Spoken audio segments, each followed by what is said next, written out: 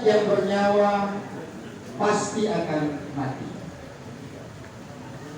Kematian merupakan sunatullah bagi siapapun yang sudah ditetapkan ajalnya. Ia tidak datang di waktu tua, ia juga tidak datang di waktu muda. Ia tidak datang saat kita sakit, ia pun tak datang ketika kita sehat.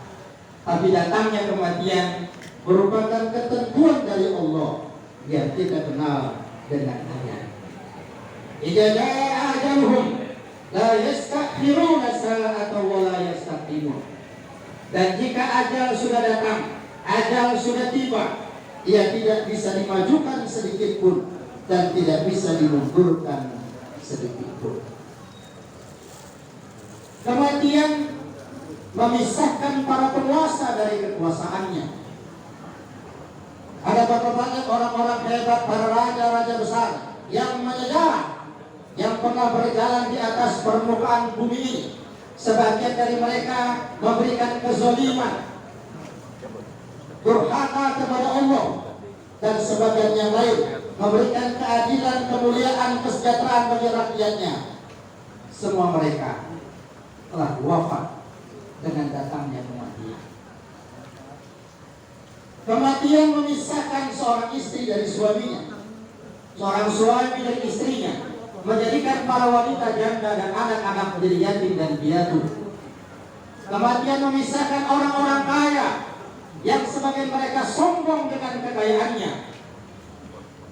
Kematian memisahkan para pemuda syahwat dengan syahwatnya. Kematian memisahkan para pencinta dunia dengan dunianya. Dan tidak ada yang dia bawa menghadap Allah, jabatan, harta. Seluruhnya tinggal kecuali iman dan takwa kepada Allah Subhanahu wa ta'ala. Itulah mengapa Rasul menasihati kita, akhirul dzikra hazil lakat yakin maut. Apa kata? Perbanyak oleh kalian mengingat penghancur kelezatan. Perbanyak oleh kalian mengingat penghancur kelezatan, yakni maut. Dan ketahuilah bahwa penghancur kelezatan itu disebut dengan maut.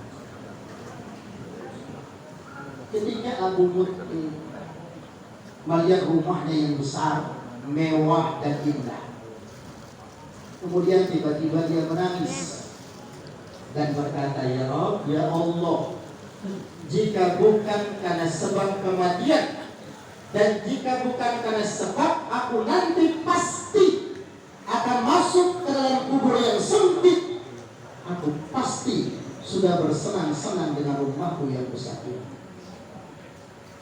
Termasuk di dalamnya semua kesenangan-kesenangan kehidupan dunia, jabatan, harta, wanita, saudara, peternakan, anak-anak, seluruhnya. Jika bukan karena sebab kematian, tentu orang-orang sebelum kita sudah bersenang-senang dengannya. Sadarkah kita bahwa setiap hari kubur berkata setiap hari, aku adalah tempat kesendirian, aku adalah tempat kesunyian, aku adalah tanah liat, aku tempat cacing-cacing tanah. Apabila orang-orang beriman wafat, kubur akan berkata, selamat datang hai kaum orang beriman, kamu manusia terbaik yang pernah berjalan di atas punggungku. Hari ini Allah menguasakan dirimu kepadaku. Dan apa yang terjadi? Kubur pun terbentang dengan luas, seluas mata memandang, menjadi taman-taman surga, riyadhah min riyadil jannah. Tapi saat orang-orang kafir, para durhaka, para pencina dosa dan maksiat wafat, kubur pun berkata kepada mereka, tidak ada selamat datang untuk kalian. Kamu manusia terhina, kamu manusia durjana yang pernah berjalan di atas punggungku. Hari ini Allah menguasakan dirimu kepadaku, dan kau akan tahu apa yang kulakukan padamu. Maka kubur pun menghentikan menghancurkan tubuhnya sampai berserak tulang berulangnya.